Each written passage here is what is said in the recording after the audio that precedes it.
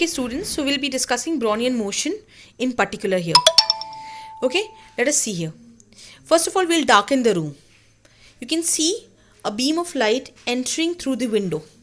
Let us magnify this area. What will you find?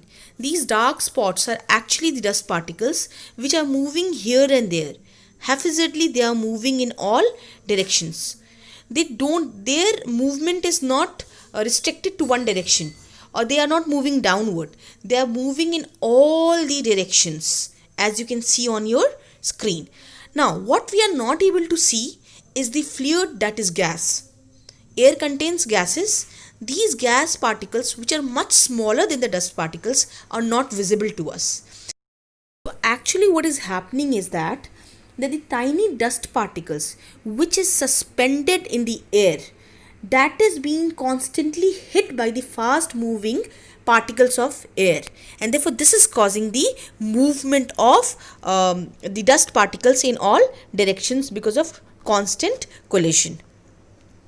Now here, can you see here that the blue, red, these are actually particles of air which are moving continuously and hitting the dust particles and leading to the random motion of the dust particles. This is what is Brownian motion.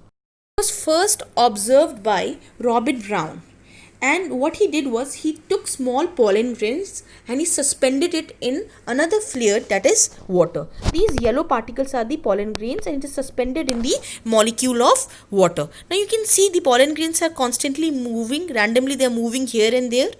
So in this case also what is happening?